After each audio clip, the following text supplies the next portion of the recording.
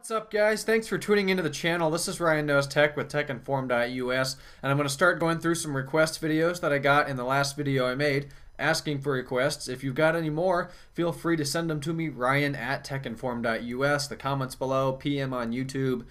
Anywhere you can find me, go ahead, send me a message, and I'll probably do it. This one is from eBay user EASJR1991, and it's a buying guide for some Apple products, and I thought I'd actually make a couple different videos about it. It seems like a really good idea.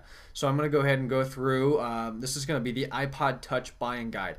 Instead of doing a whole iOS buying guide video, I figured I would kind of break it down into a few different segments because there's a lot of stuff to cover with iOS. And we're going to start off with one of their most popular devices, the iPod Touch.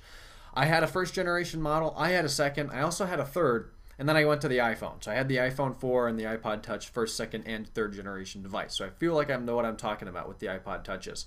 If you're looking to buy an iPod Touch new, now is a somewhat decent time to do it. For those of you who may not know, the iPod Touches are updated annually in September. Every year in September, Apple has an event where they release new iPods and stuff like that. The first one was September of 07, 08, 09 was the third generation, 10 was the fourth, and the most recent model. If we go ahead and run over to apple.com here, I probably should have had this open before I started the video. There it is, as I fumble around for it. We're going to be able to see that the iPod Touch right now is pretty much just the iPod Touch 4. It's the best iPod Touch that they've ever created, as you'd expect as you move up through the generations, but we'll be talking about that one last. Start off with the first generation device, which is on the left out of the two pictures you're looking at. This device shipped with iOS version 1. It had a different calculator icon. It did not have the App Store. It was pretty basic. I mean, you had music, you had photos, you had videos, you had the internet, you had a calendar, YouTube, a clock, a calculator, settings, and an address book. That's it. You didn't have any third-party applications. That was not until iOS 2. I had the device in its 8GB version. This was my first iOS device. My first touchscreen device was about 6 weeks after its release or something like that in 2007. So that was just about 8th grade for me. If you're thinking of buying one of these, I highly do not recommend it. It's very slow. It's very big. It's out of support. It's just really slow. I had one. A friend of mine still has one. He uses it a little bit, but it's very sluggish. It runs iOS 3.1.3, which is the latest version it's going to support. You do get the App Store. It does have wireless internet, and you can download most applications onto it. Those are the big questions I get. It's slow. It does not support all applications. You don't get multitasking. You don't get home screen wallpapers. There's no speaker, and it's really fat. But the biggest thing is it's slow, and it's very much out of support. The battery life isn't very good either. But let's see. It's slow.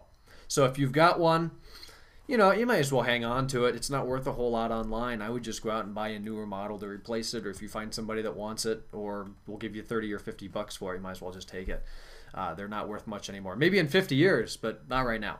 So the iPod Touch 1 is pretty much done. The iPod Touch 2 is also out of support right now. The latest version of iOS it runs is 4.2.1. It does not run 4.3. It does not get multitasking. It does not get backgrounds. They made it thinner. They added a camera, and they added a speaker, not a camera. Thinner, faster, and speaker. That's pretty much it. A little bit of contour design. They added the speaker buttons on the side to control the volume. It's a better design. I had one of these in a 16 gig version. It's a great device. However, it is now also very slow. It's not fat. It's actually still quite thin. It's just slow. They made an 8, a 16, and a 32GB version of both the first and second generation devices. So if you've got one of these, chances are you should try to remove it. Unless you really do basic stuff on it, and it doesn't matter that you have the latest, most secure version of iOS, and you just want to run some basic games on it, which will still be a little slow, then I would say you need to upgrade from here. The next one is the third generation, which has the same case and the build and the body as the second generation, which makes them very hard to tell apart. I had a 64 gig third generation iPod Touch. It was a wonderful device, really thin. When I used it, it was the latest, so it was pretty fast. And let me tell you this, they made a 32GB and a 64GB model of the 3G. No 8GB.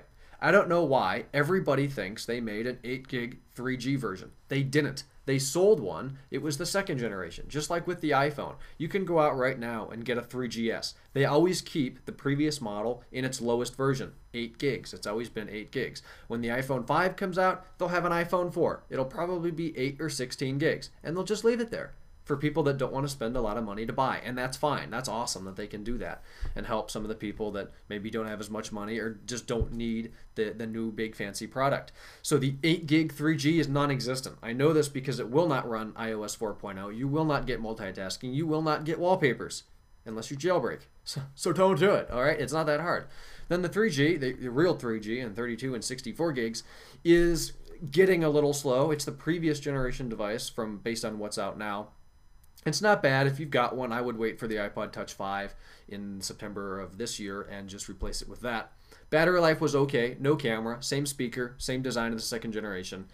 And it is still in support until iOS 5. The last operating system it will run will probably be iOS 4.3.2 or 4.4.1 or probably 4.3.2, something like that. So that's what that looks like. The most recent device is here, the iPod Touch 4, which is incredible. It has a camera. It actually has 2 cameras on it. You can do FaceTime. Of course, they all have Wi-Fi. They all have the App Store. It's even thinner, which I don't know how they have managed to do. The battery life is better, and it has a Retina display, similar to the iPhone 4. Only con about the iPod Touch 4 is the cameras are very low quality, similar to those of the iPad 2. Nowhere near the iPhone 4. People say it's the same camera. It isn't. I've taken pictures on these and sent them to myself and compared them, and they're not good. It's nice to have it there. It's good for FaceTime. You're not going to be wanting to sell your Nikon or your Canon and try to use this. But if you're going to buy an iPod Touch right now, you have to go out today. This is the one to get. It's the fastest. It's going to be in support through iOS 5, possibly iOS 6. And it's really an awesome device. So that's the iPod Touch to go for. It really depends on what type of user you are, though. That's one of the biggest things. They're not... If you can find an iPod Touch second generation for $25, sure, what the hell? You might as well just go do it.